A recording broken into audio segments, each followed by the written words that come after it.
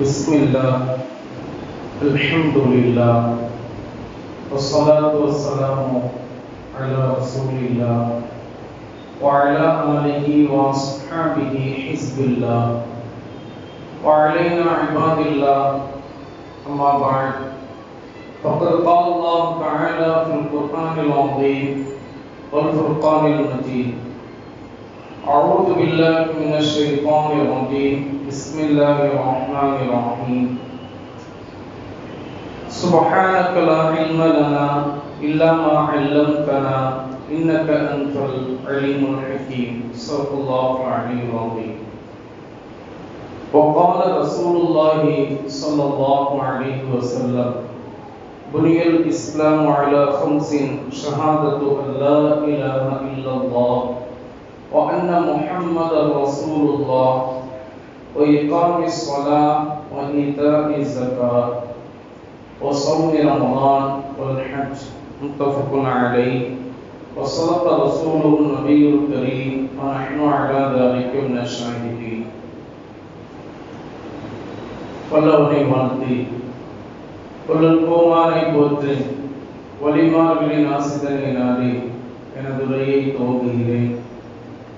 புனிதமிக்க இந்த ஜும்ஆ நாளில, மகத்துவமிக்க இந்த மஸ்ஜிதில நல்லதை சொல்லவும் கேட்கவும் வாய்ப்பளித்த எல்லாம் உள்ள அல்லாஹ்விற்கே புகழ் அனைத்தும் உரித்தாகட்டும்.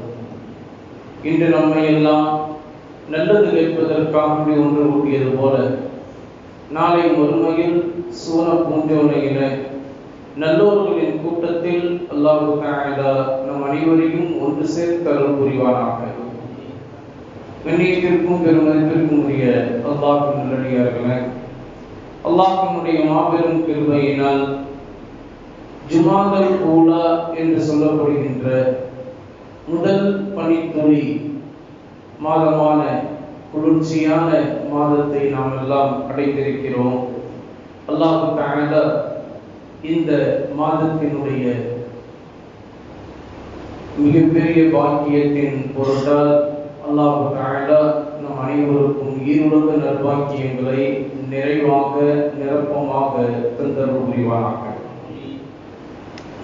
கண்ணியத்திற்கும் பெருமதிப்பிற்கும் உரிய அல்லாஹ்வின் நல்லடியார்களே, அல்லாஹ் தஆலா நமக்கு ஈமான் என்கின்ற உயர்ந்த ஒரு பாக்கியத்தை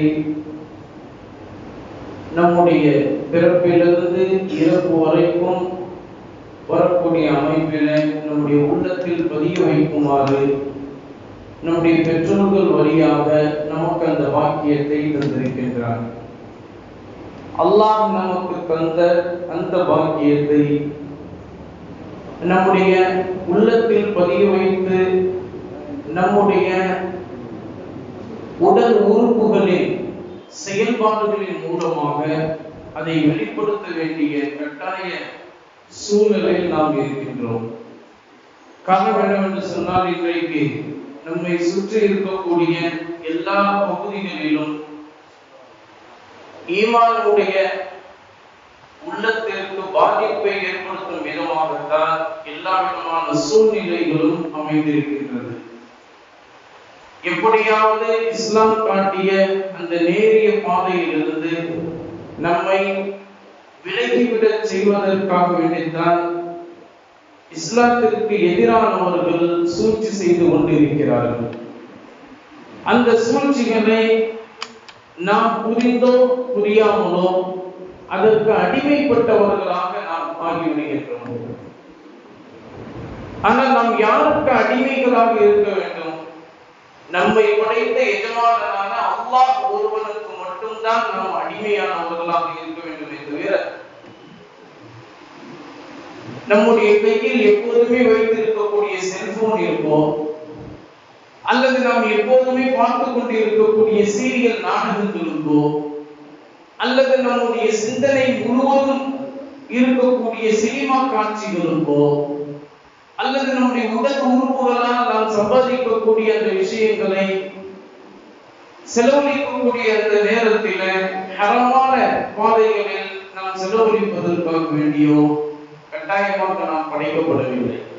நாம் எதற்காக படைக்கப்பட்டிருக்கிறோம் என்கின்ற நோக்கத்தை புரிந்து நடப்பவர்கள் தான் உண்மையான அல்லாஹ்வின் அடியார்களாக இருக்கின்றார்கள். அந்த புரிதலை இன்றைக்கு நாம் ஒரு சடங்காக அமைத்துக் கொண்டதால் தான் இன்று வரை நாம் எதிரிகள் மூலமாக, விரோதிகள் மூலமாக நசுக்கப்பட்டவர்களாக ஒவ்வொரு நாளுமே நமக்கு வேதனைகள் வந்து சூழ்ந்து கொண்டு இருக்கும் விதமாக உள்ள ஆபத்துகளை நாம் நிதர்சனமாக நாம் காணக்கூடியவர்களாக இருக்கிறோம். நம்முடைய எதிரிகள், விரோதிகள் எப்போதுமே நம்மை கண்காணித்துக் கொண்டே இருக்கிறார்கள். நாம் நினைத்துக் கொண்டு இருக்கிறோம் நம்மையா பார்க்க போகிறார்கள் என்று நாம் நினைத்துக் கொண்டு நம்முடைய பாதை மாறி செல்லக்கூடியவர்களாக நாம் இருக்கக்கூடிய அமைப்பில் நாம் வாழ்ந்து கொண்டு இருக்கிறோம் என்பது மட்டுமல்லாமல் நம்மை என்றைக்குமே கண்கூடாக ரொம்ப கண்ணும் கருத்துமாக நம்முடைய எதிரிகள், விரோதிகள் கண்காணித்துக் கொண்டே இருக்கிறார்கள். நம்முடைய ஒவ்வொரு அசைவையும் அவர்கள் பார்த்து கொண்டு இருக்கிறார்கள். இன்னும் சொல்ல போனால் நம்முடைய உள்ளத்தில் ஓடக்கூடிய அந்த எண்ணங்களை கூட அவர்கள் யூகித்துக் கொண்டு இப்படித்தான் இவர்கள் இருப்பார்கள், இப்படித்தான் இனி இவர்கள் நடப்பார்கள் என்பது போன்ற அந்த விஷயங்களையும் அவர்கள் விளக்கிக் கொண்டு அதை தாக்கும் விதமாகவே எல்லா விதமான அடிப்படைகளிலும் நம்மை காட்டிக் கொண்டு இருக்கிறார்கள். இதற்கெல்லாம் ஒரே காரணம், நாம் ஏன் படைக்கப்பட்டிருக்கிறோம் என்கின்ற ஒரு நன்னோக்கத்தை நாம் புரியாமல் வாழ்ந்து கொண்டிருப்பதால் தான் இன்றைக்கு நாம் இப்படிப்பட்ட ஒரு ஆபத்தான சூழலை அனுபவிக்கக்கூடியவர்களாக இருக்கிறோம். அதனால்தான் அல்லாஹ் தஆலா நமக்கு அதை தெளிவுபட நமக்கு சொல்லி காட்டுகிறான். வமா ஸலத்துல் ஜின்ன வல் இன்ஸ இல்லா லியஅபுதூன். ஜின் வர்க்கத்தையும் மனித வர்க்கத்தையும் நான் என்னை வணங்குவதற்காக வேண்டிய தவிர நான் அவர்களை படைக்கவில்லை என்று அல்லாஹ் தஆலா சொல்லி காட்டுகிறார். அல்லாஹ்வை இபாதத் செய்வதற்காக வேண்டித்தான் நாம் படைக்கப்பட்டிருக்கிறோமே தவிர மற்றவர்களுடைய விஷயங்களுக்கு அடிமையாகி போவதற்காக வேண்டி நாம் படைக்கப்படவில்லை என்பதை இந்த ஆயத்து நமக்கு தெளிவாக காண்பித்து தருகிறது.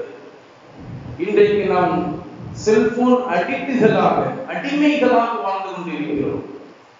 நம்முடைய சிந்தனைகள், நம்முடைய எண்ணங்கள் முழுவதையுமே, நம்முடைய நேரங்கள், நம்முடைய அல்லாஹ் நமக்கு கொடுத்த வாழ்க்கையினுடைய அந்த பொற்காலங்கள் அனைத்தையுமே இன்றைக்கு அந்த கைபேசியில் நாம் இழந்து கொண்டு இருக்கிறோம். அதனால்தான் ஆன்மீக அடிப்படையில் நமக்கு சொல்லி காட்டுவார்கள், அல்லாஹ் நமக்கு கொடுத்த இந்த வாழ்க்கை என்பது ஒரு ஐஸ் கட்டியை போல.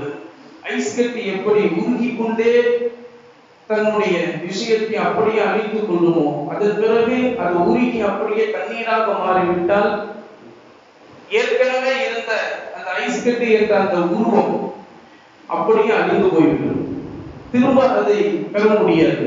அது போன்றுதான் நம்முடைய வாழ்க்கை. நம்முடைய ஒவ்வொரு நேரமும் நாம் வீணாக்கி கொண்டே இருப்பதால் நம்முடைய வாழ்க்கையிலிருந்து அந்த வயது கழிந்து கொண்டே இருக்குமே தவிர திரும்பவும் அந்த வாழ்க்கையை பெற முடியாது. ஒவ்வொரு வயோதிகரும் இப்படி நினைப்பார்கள், அல்லாஹ் எனக்கு கொடுத்த அந்த வாலிப இளமையான அந்த பருவத்தை திரும்பவும் எனக்கு மீட்டி கொடுக்க வேண்டுமே என்று வயோதிகர்கள் எல்லாம் இன்றைக்கும் அதை கேட்டுக்கொண்டிருப்பார்கள். காரணம் என்னவென்று சொன்னால், வாலிபம் உறுத்தின இளமையினுடைய அந்த பருவத்தில எல்லா விஷயத்தையும் செயல்படுத்தக்கூடியவர்களாக, எல்லா முன்னேற்றங்களையும் அடையக்கூடியவர்களாக அந்த வாலிப வயதில் அவர்களால் இருக்க முடியும். அதுவே வயோதிக வயதில் அவர்கள் அப்படிப்பட்ட எந்த ஒரு விஷயத்தையும் செயல்படுத்த முடியாது. எந்திரித்து நிற்பதற்கே அவர்களுக்கு உடலில் சக்தி இருக்காது. எந்த ஒரு விஷயத்தையும் நினைத்தது போல செய்வதற்கு ஆரோக்கியம் அவர்களுக்கு கை கொடுக்காது. யாராவது ஒருவரை அண்டி வாழ்ந்துதான் அவர்கள் இருப்பார்கள்.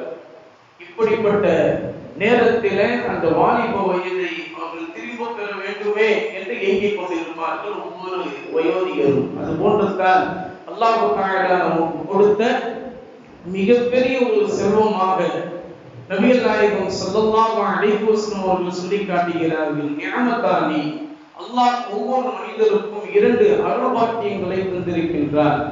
மக்பூனுன் ஃபீஹிமா. அந்த இரண்டு அருள்பாக்கியங்களிலும் மனிதர்கள் எல்லாம் இன்றைக்கு ஏமாற்றப்பட்டு கொண்டே இருக்கிறார்கள்.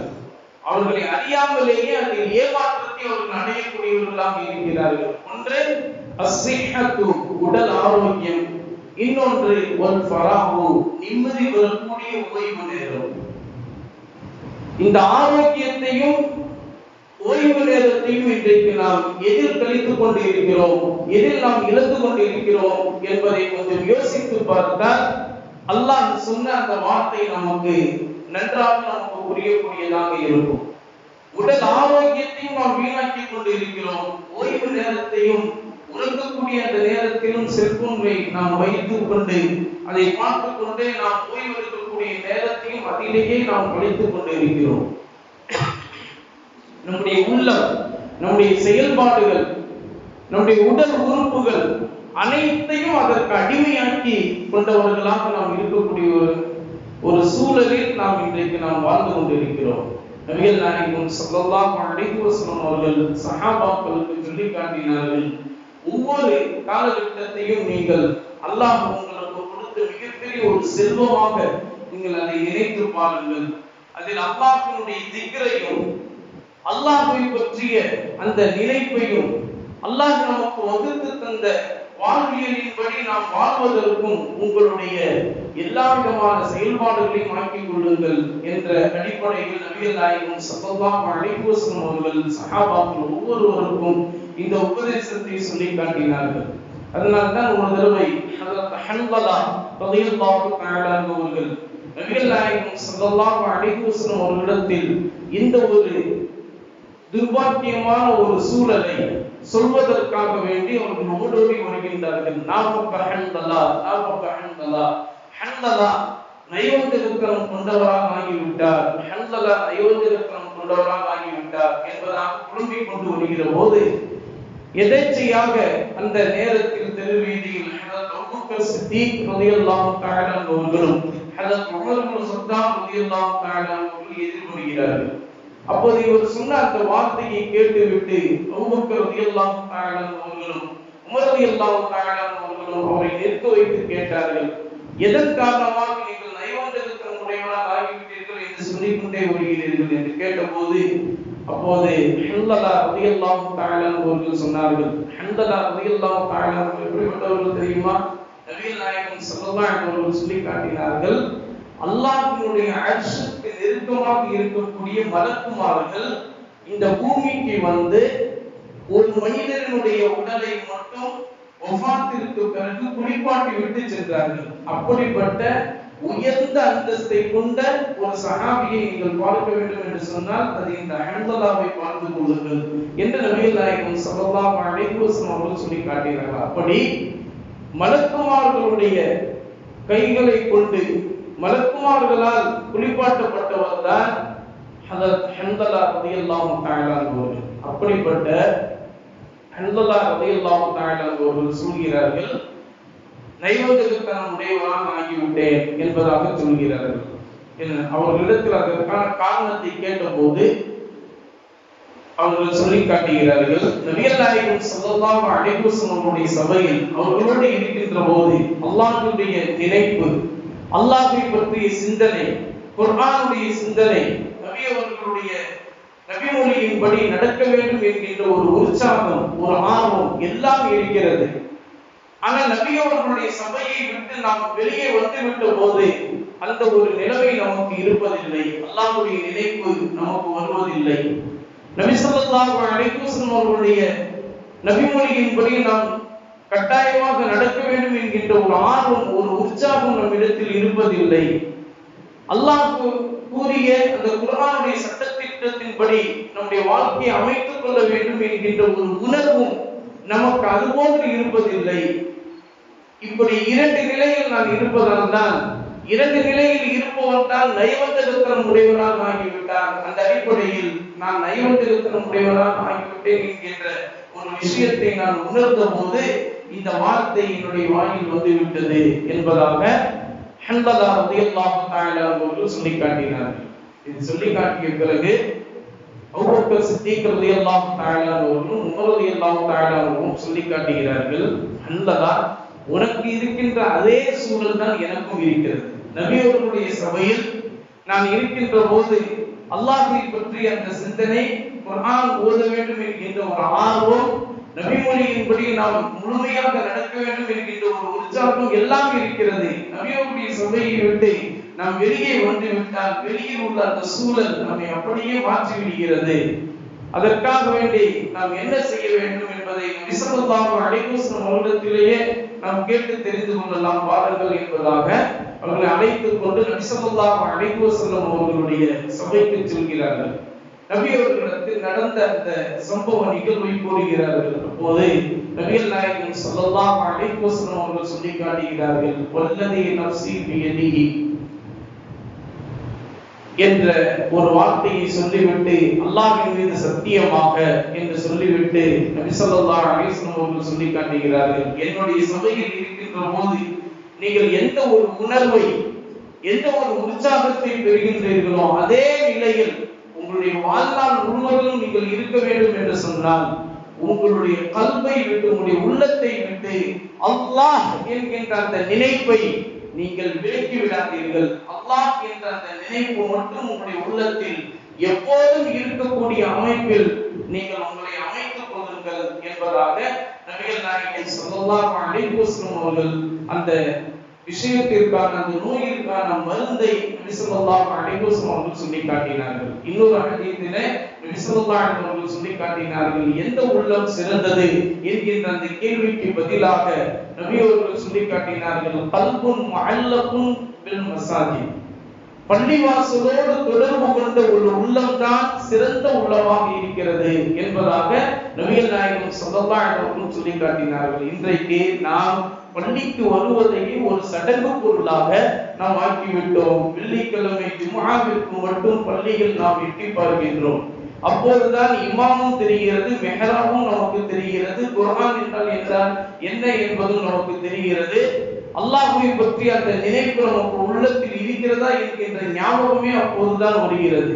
அந்த ஜும்ஆ முடிந்து விட்ட பிறகு, ஜும்ஆவுடைய துஆ முடிந்து விட்டு நாம் வெளியில் சென்றதற்கு பிறகு அந்த நினைப்பே நம்மிடத்தில் வருவது கிடையாது என்றால், அப்போது நம்முடைய உள்ளம் அந்த அளவிற்கு பக்குவப்படவில்லை, ஈமானோடு இருப்பதில்லை என்பதுதான் அதற்கான அர்த்தம். அந்த ஒரு நிலையில் நாம் இருப்பதினால்தான் நமக்கு இன்றைக்கு செல்போன்களில் நாம் அடிமையானவர்களாக இருப்பதற்கான அசல் காரணமே அதுவாகத்தான் இருக்கிறது. எப்போது அல்லாஹ்வினுடைய பயம், அல்லாஹ்வை பற்றி அந்த அச்சம் நமக்கு வந்துவிட்டால் அதுவே நமக்கு எல்லா நேரங்களிலும் அல்லாஹ்வுடைய நினைப்பை நமக்கு எடுத்துக் கொடுக்கும். அதனால்தான் நபிகள் நாயகம் ஸல்லல்லாஹு அலைஹி வஸல்லம் அவர்கள் சொல்லி காட்டினார்கள், நீங்கள் எப்போதுமே தக்வா என்கின்ற அந்த இறையச்சத்தை உங்களுடைய வாழ்நாள் முழுவதிலும் உங்களுடைய உள்ளத்தில் நீங்கள் பதித்துக் கொள்ளுங்கள், அதுதான் உங்களை காப்பாற்றும் என்று நபிகள் நாயகம் ஸல்லல்லாஹு அலைஹி வஸல்லம் அவர்கள் சொல்லி காட்டினார்கள்.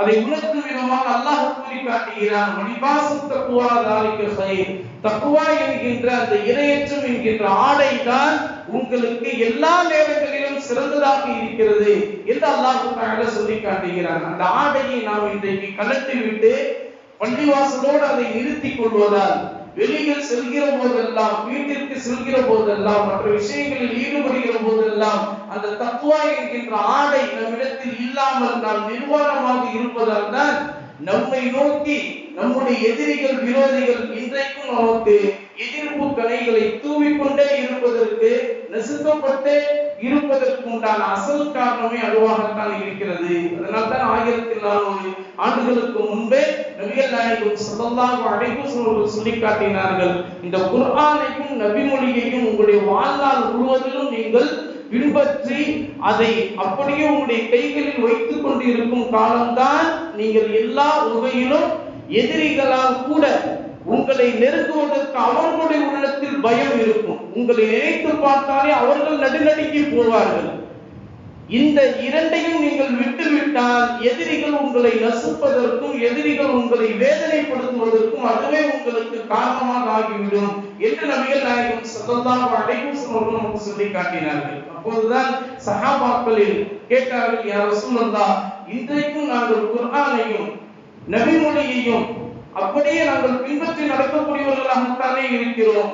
இதில் என்ன ஒரு ஆச்சரியமாக விஷயமாக இருக்கிறது என்பதாக கேட்டபோது நபிகள் நாயகம் ஸல்லல்லாஹு அலைஹி வஸல்லம் சொல்லி காட்டினார்கள், உங்களுக்கு பிறகு வரக்கூடிய சந்ததியினர்கள், கியாமத் நாளுக்கு நெருக்கமாக இருக்கக்கூடிய அந்த சந்ததியினர்கள் அப்போது அல்லாஹ் என்ற ஒரு வார்த்தையை நிலைப்பாக அவருடைய உள்ளத்திலிருந்து நாவால் சொல்வதற்கு ஒருவர் இருந்தாலும் கூட அந்த ஒருவரை வைத்து அல்லாஹ் தஆலா இந்த உலகத்தை பாதுகாத்து விடுவார்.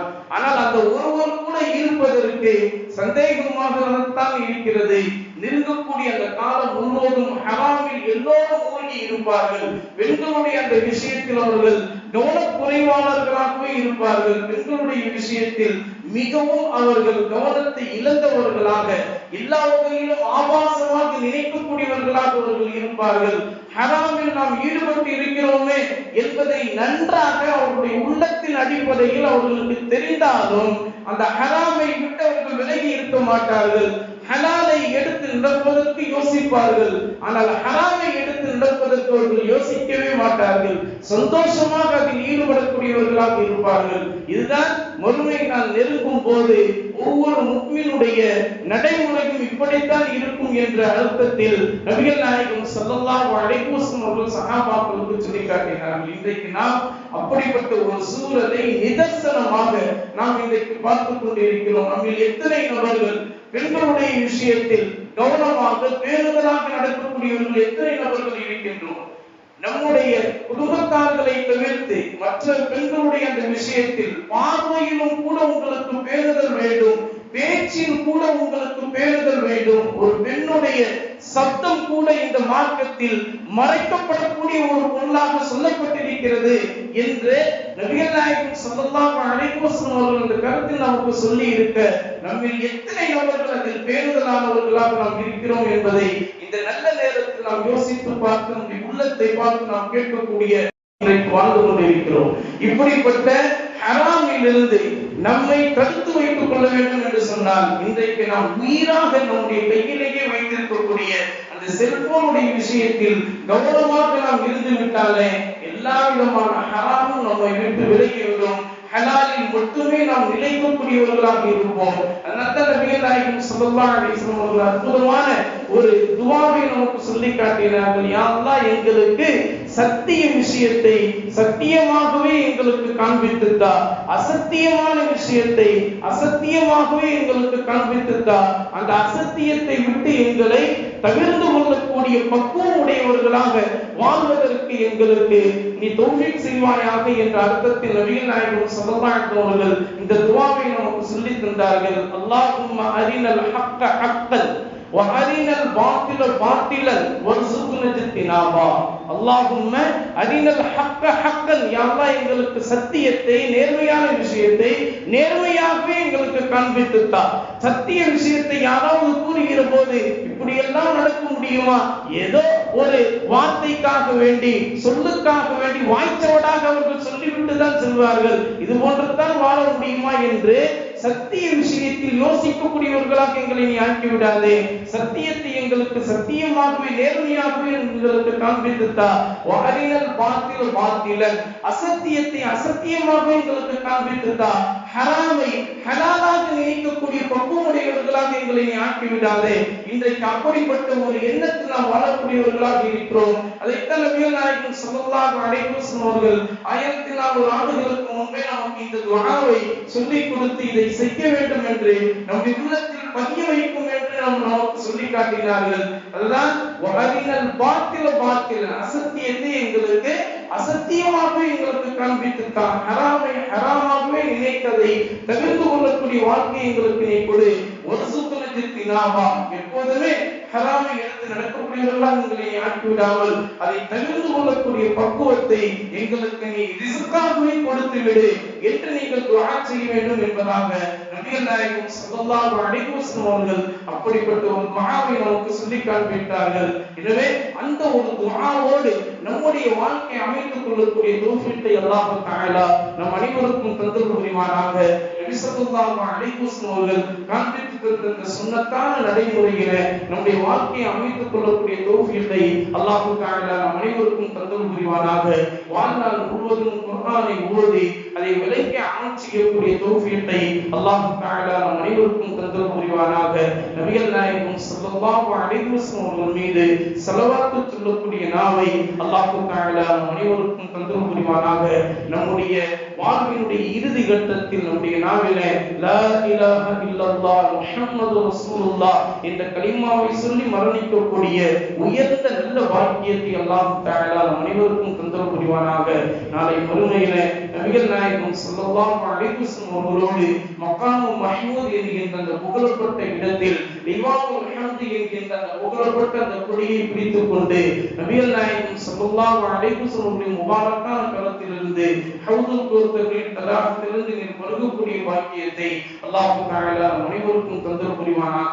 நாளை மறுமையிலே நபிமார்கள், ரசூல்மார்கள், ஷஹதாக்கள், சித்தீகீன்கள், சாலிஹீன்கள், நல்லோர்கள், வலிமார்களுடைய கூட்டத்தில் சேர்ந்து சொர்க்கத்தில் நுழையும்படியான பாக்கியத்தை அல்லாஹ் தஆலா அனைவருக்கும் தந்தல் புரிவானாக.